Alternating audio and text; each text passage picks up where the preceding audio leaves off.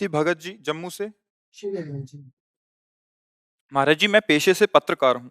अक्सर ऐसी सच्ची खबरें हो जाती हैं जिससे सामने वाले को आर्थिक, सामाजिक व प्रसिद्धि में नुकसान का सामना करना पड़ता है अथवा जीवन यापन करने में भी मुश्किल आ जाती है। और यदि कोई खबर की वजह से कभी-कभी ऐसा भी होता है कि जान भी देने जा सकती है। तो क्या दूसरों को हुए इस तरह के नुकसान में मैं पाप का भागी हूँ? वैसे जहाँ तक हो सके मन से, वचन से, कर्म से किसी को कष्ट न पहुंचे, शास्त्रीय सिद्धांत है। पर यदि कोई गलत करके, अधर्म करके और सुखी होना चाहता है और आपकी कलम उसके अधर्म की पोल खोल रही है, अब वो कुछ भी हो, आपको कोई अपराध नहीं लगेगा, क्योंकि आप अपने कार्य को कर रहे हैं। और अगर वो धर्म से चल रहा है और आप ऐसी रचना करके कि उस, तो फिर बात है, फिर अपराध बन रहा है। यदि वो हमारे देश को नुकसान पहुंचा रहा है, देशवासियों को नुकसान नुकसान पहुंचा रहा है, अधर्म से चल रहा है, और आपने उसे लिख दिया, अब वो जो भी करेगा उसके कर्म का फल होगा। आपने लिख दिया, सही लिखा है, इसलिए आपको कोई भी, क्योंकि हमारे भगवान सर्वज्ञ हैं, वो वहां भी जानते हैं, आपको भी जानते हैं। और किसी ने आपको मोटी रकम दे दी और उसके लिए आपने फिर जो कार्य किया, तो वो रकम फिर आपका कर्म बन गया, वो आपको भोगना पड़ेगा। अवश्य में भोक्तव्यम कृतम कर्म शुभाशुभम। जो आपसे अशुभ कर्म बन रहा है वो भोगना पड़ेगा। और सत्य पे यदि चल रहे हो तो फिर आपको डरना भी नहीं है ना, क्योंकि आपकी ड्यूटी है। स्वधर्मो निधनो श्रेया पर धर्मो भयावह। अपने धर्म में है, कोई डिगा नहीं। धर्मो रक्षति रक्षता, धर्म आपकी रक्षा करेगा। इसकी प्रधानता होती है लोक में। आप ऐसी खबर छापिए, इतना लीजिए, बाद में और ले लीजिए। अब आप जान रहे फ्रॉड है, और आप कर रहे हैं, आपने बीज बोया है फ्रॉड का, तो आपको कहां से सत्य का अनुभव हो जाएगा? आपके जीवन में भी फ्रॉड ही आएगा, फिर आप संभाल नहीं पाओगे, पक्का है। आप जानबूझकर किसी धर्म से चलने वाले को, सही चलने वाले को गलत साबित करके उसके जीवन में बाधा पहुंचा दी और धन लिया, वो धन ही आपके लिए विष का काम करेगा। किसी दूसरे के सहयोग की जरूरत नहीं आपके पतन के लिए, वो आपका पर्याप्त पतन कर देगा। बस ये होश। ऐसे एक वकील साहब आए थे, वो बात कर, तो उनको जब बोले छोड़ दे, हम काम क्यों कहें, इतनी पढ़ाई लिखाई करके तुम वकील बने हो, पर ये छोड़ दो। क्या तुम्हें पता है कि हम जिस पक्ष में हैं उस पक्ष ने अधर्म किया और मुझे 5 लाख रुपए दे रहा है, और विपक्ष धर्म से चल रहा है, तो फिर आप जिताओगे ना अपने पक्ष को, तो भोगना आपको पड़ेगा, कोई नहीं काट सकता इसको। तुम 5 लाख की जगह 50 लाख कहीं दान करे और तो भी तुम्हें भोगना पड़ेगा, क्योंकि आपने जानबूझ करके धर्म पर आपने ठोकर लगाई है। तो अधर्म आपको बख्शेगा नहीं, मिट्टी में मिला देगा। पर ये बात अभी समझ में नहीं आती, क्योंकि पूर्व के सुकृत काम कर रहे हैं, उनको नष्ट होने दो। वर्तमान का दुष्कृत और पूर्व का दुष्कृत मिलने दो, ऐसा बम ब्लास्ट होगा कि आपको कोई बचा ही नहीं सकता। जैसे लगता है ना, वो पाप कर रहे हैं, बड़े आनंद से हैं, बड़े सुखी हैं, पूर्व का सुकृत उनका नष्ट हो रहा है, जो उनके कुकर्म को बचाव पक्ष में ले जा सकता था, पहले वो नष्ट होने दो, फिर ये कुकर्म और पीछे का जो दुष्कृत जमा है उसको मिलने दो, फिर आप देख लेना, मिटिया मिट हो जाएगा। धर्म से चल रहा है, पीछे का दुष्कृत नष्ट हो रहा है, आज आपको लग रहा है बहुत परेशानियां हैं, लेकिन पीछे का सुकृत और वर्तमान का सुकृत मिलने दो, वो प्रकाशित हो जाएगा। इसलिए बहुत, तस्मात् शास्त्रम प्रमाणम ते कार्याकार्यो व्यवस्थित हो। शास्त्र के अनुसार ही कार्य करना चाहिए, धर्म के अनुसार करना। रुपया कोई बल नहीं होता, धर्म बल होता है। धर्म से चलोगे तो भगवान ही धर्म की रचना करने वाले हैं, तो भगवान ही धर्मात्माओं की रक्षा भी करते हैं। भगवान कहते हैं ना, धर्म संस्थापनार्थाय संभवाम युगे युगे। हम कहते हैं हर सेकंड में, युग युग तो बहुत दूर है, हर सेकंड में तुम्हारे साथ है। आप धर्म से चल के तो देखो, विविध रूपों में आकर वो आपकी रक्षा करेंगे, आपका सहयोग करेंगे। पर हम धन का सहयोग चाहते हैं, भगवान का नहीं। क्योंकि अगर भगवान का चाहते तो अधर्म में हम हाथ पे कैसे फैला सकते हैं? ये तेरा पैसा पड़ा है, अगर वो बात झूठ है तो मैं नहीं लिख सकता, चाहे गोली मार देना। अब इतनी हिम्मत हो तो जहां वो हरे नीले पीले नोट देख के ना, तो मन चलायमान हो जाता है कि ऐसा। कृपाल सिंह जी, श्री रोज महाराज जी। श्री सद्गुरुदेव भगवान आपके चरणों में कोटि कोटि प्रणाम। महाराज जी, मेरी रुचि केवल नाम जप में ही है और कोई भी साधन मुझसे नहीं हो पा रहा, जैसे व्रत रखना, विग्रह सेवा और कोई भी नियम का पालन नहीं हो पा रहा, लेकिन मुझसे नाम जप ही हो पा रहा और भगवान का दृढ़ आश्रय है। क्या इसी से मेरा कल्याण हो जाएगा? क्या ये सभी भागवत अनिवार्य है? काम होने जाए, काम हो गया यदि ऐसा हो, पर ऐसा भी है नहीं। बुखार उतरा कि नहीं, थर्मामीटर से पता चलता है। इसे दृढ़ करो, बढ़िया है, इसे दृढ़ करो। आश्रय तब दृढ़ माना जाता है, भारी से भारी विपत्ति या भारी से भारी संपत्ति पर भी हमारी चित्त की एक भी वृत्ति किसी व्यक्ति वस्तु स्थान पर न जाए, केवल अपने आराध्य देव पर रहे। त्रिभुवन की राज्य लक्ष्मी देने पर भी आधे पल के लिए जो अपने प्रभु का चिंतन न छोड़े, या संपूर्ण प्रलयकारी विघ्न उपस्थित होने पर भी अपने आराध्य देव का चिंतन न छूटे, उसे कहते हैं दृढ़ आश्रय। दृढ़ आश्रय लेने में हम तत्पर हैं। दृढ़ आश्रय अभी हुआ नहीं, क्योंकि दृढ़ आश्रय और सिद्धावस्था एक ही बात है। नाम जपने की चेष्टा करने पर रुचि, नाम रुचि प्रकट हो गई, फिर तो कोई दुर्लभ बात है ही नहीं। नाम रुचि का तात्पर्य होता है सोवत हु रसना रटे राधा कृष्ण सुनाम। शयन में है पर जिह्वा राधा कृष्ण, उसका स्वभाव बन गया है। यह जो परिमय सहज स्वभाव, श्री हरिवंश नाम रस चाव, नाव सुदृढ़ भव तरन को, दूसरी की जरूरत नहीं। नाम अगर निरंतर जप रहा है, जब क्या रहा हो रहा है, जब रुचि हो जाती है ना, तो हमारी चित्त और चित्त की वृत्ति वहीं जाती है जहां हमारी रुचि होती है। जिस व्यक्ति से, जिस वस्तु से, जिस स्थान में, वही हमारे चिंतन का विषय बनता है। हमारी रुचि नाम में है, तो प्रेम मूल यह नाम है, प्रेम का मूल नाम ही है। प्रेमी रसिक जपत यह नाम, प्रेम मगन निज बन विश्राम, श्री हरिवंश जहाँ रहें, प्रेम प्रवाह परे जन सोई, तब क्यों लोक वेद शुद्धि होई, जब हरिवंश कृपा करी, व्रत संयम तब कौन कराए, संतत सकल सुनो चितलाए, श्री हरिवंश प्रताप जस। जब हमारा चित्त नाम में डूब गया, वित्त संचित निज नाम, हमारे पास नाम रूपी संपत्ति एकत्रित हो गई, अब हमें इससे अब प्रभु को खरीद लेंगे। आज तक कभी किसी ने तपस्या से प्रभु को अधीन किया हो, व्रत से, नियम से, संयम से, बहुत कठिन। ऐसे कोई एक वो क्या, नाम में तो प्रायः भगवान अधीन हो गए हैं। सुमिर पवन सुत पावन नामू, अपने बस करी राखे। नाम डोरी है, प्रभु पतंग है। डोरी खींचते जाओ, पतंग नजदीक आती जाएगी। डोरी छोड़ दिया, पतंग नहीं पाओगे।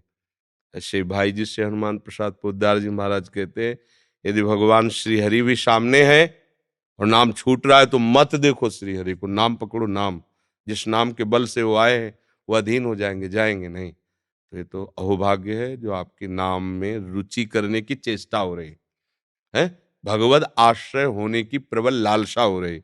ये अहोभाग्य है, सद्भाग्य है। पर दैन्य रहना, कहीं कोई ऐसी बात अहम से न कह देना कि मैं कोई व्रत नियम संयम तीर्थयाटन इनका कोई महत्व नहीं रखता, मैं तो भगवत आश्रित।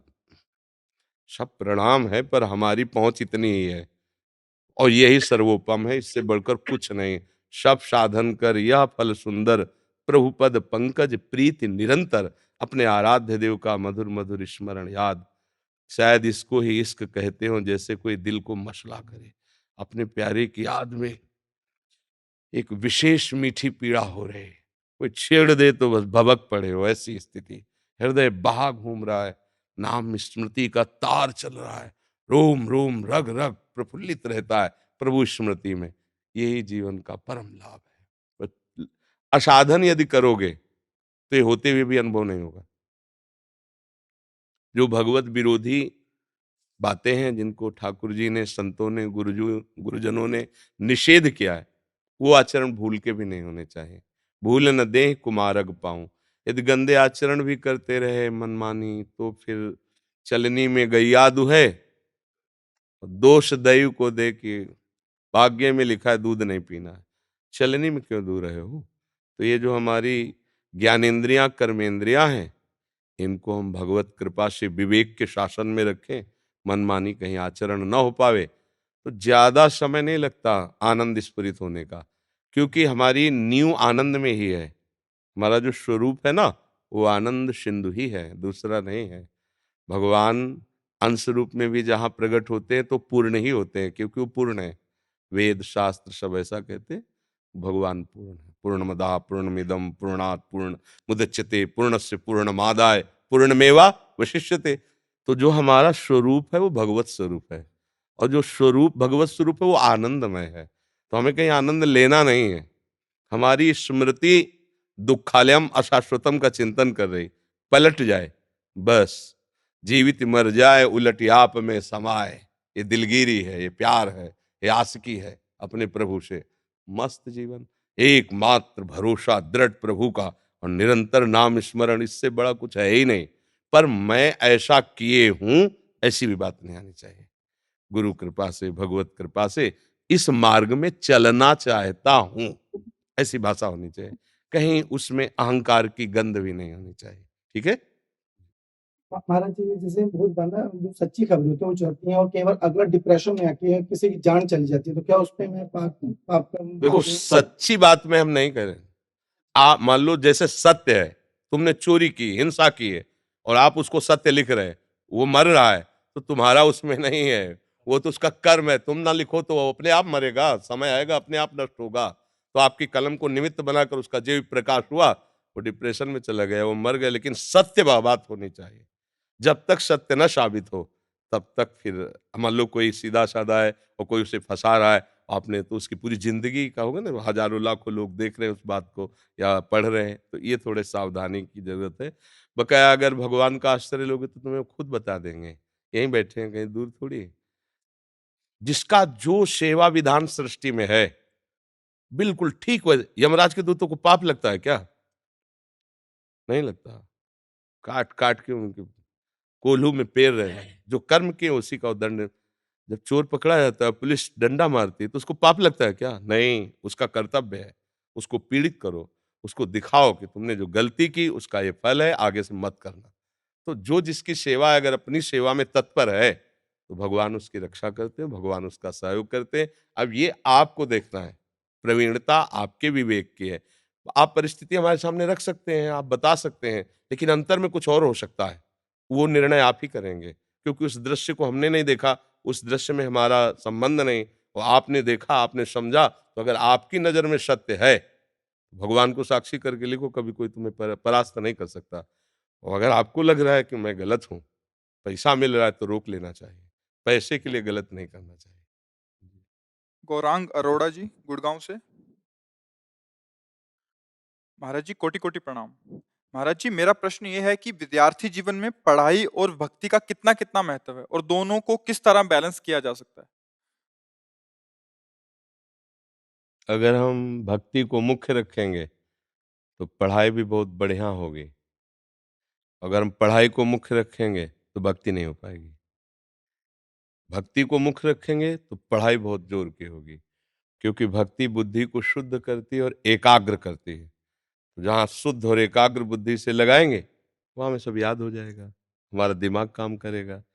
ब्राह्मी पीने की जरूरत नहीं नाम जापक को, उसकी बुद्धि बलवान हो जाती है, उसकी स्मृति जागृत हो जाती है। जैसे गीता सुनने के बाद अर्जुन जी ने भगवान से कहा कि नष्टो मोहा स्मृतिर लब्धा तत्प्रसादान में आच्युता।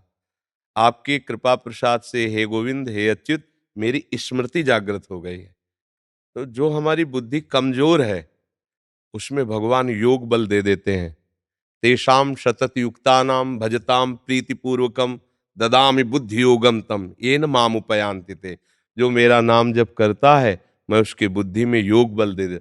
अब योग बल से लोक लोकांतर की बातें जानी जा सकती, पढ़ाई लिखाई तो बहुत छोटी बात है बच्चा। तो नाम जप करते हुए जब पढ़ो, तो उसे भगवान का ही कार्य मान करके खूब मनोयोग से पढ़ो। खाली समय में खूब नाम जप करो और उस पढ़ाई को भी प्रभु को अर्पित कर दो कि हे प्रभु, 2 घंटे से पढ़ रहा हूं, ये 2 घंटे की पढ़ाई रूपी सेवा आपके चरणों, बहुत बढ़िया जीवन हो जाएगा।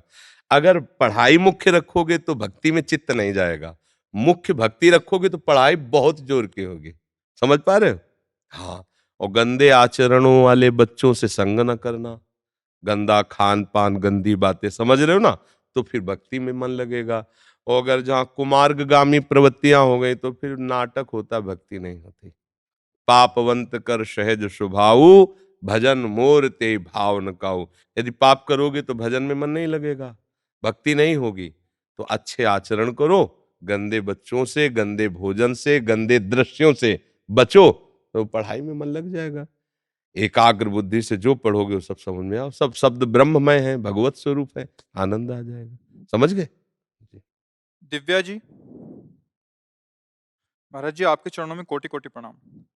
महाराज जी, मैं कोई भी नियम अच्छे से नहीं कर पाती, कभी श्रवण करती हूँ, कभी नाम जप करती हूँ, कभी भजन सुनना अच्छा लगता है। ये अभ्यास है, अभ्यास से एक स्थिति आएगी। ये अभ्यास गलत नहीं है, ठीक है, अच्छा है, करती रहो। गलत कोई आदत ना हो, गलत कोई अभ्यास ना हो, तो यही इसी को अभ्यास कहते हैं। कभी नाम जप में, कभी नाम कीर्तन में, कभी वाणी पाठ में, कभी ठाकुर सेवा में, कभी भक्त चरित्र में, ऐसे ही कभी सत्संग सुन रहे। इस अभ्यास से हमारा मन धीरे धीरे संसार का चिंतन छोड़कर प्रभु का चिंतन करने लगता है। और जब हमारा चित्त अनन्य भाव से प्रभु में लग जाता है, फिर वही भगवान की लीलाओं में प्रवेश पा जाता है। अनन्य चेता सततम यो माम स्मृति नित्य सहा तस्याहम सुलभा पार्थ नित्य युक्त योगिना। वो नित्य युक्त योगी भगवान का साक्षात्कार कर लेता है, जिसने अभ्यास के द्वारा ऐसी चित्त की स्थिति कर ली है कि अब संसार में जाता ही नहीं। तो ये अभ्यास योग है, कोई बुरी बात नहीं। बस इस अभ्यास योग में गलत अभ्यासों को रोकना है। जो हमारे द्वारा गलत अभ्यास पड़ गए हैं उनको रोकना है, तभी इस अभ्यास का फल मिलेगा। नहीं तो बड़ा लंबा समय व्यतीत हो जाएगा और आपको अनुभव में नहीं आएगा। गलत आचरण करने वाले को भगवदानंद का अनुभव नहीं होता। आचरण शुद्ध किए जाए और ऐसा अभ्यास किया जाए तो आनंद की अनुभूति होगी। फिर किसी को समझाना नहीं पड़ेगा। जब एक बार स्वाद मिल जाएगा तो मन जैसे विषयों में भागता है, ऐसे प्रभु की तरफ भागने लगेगा।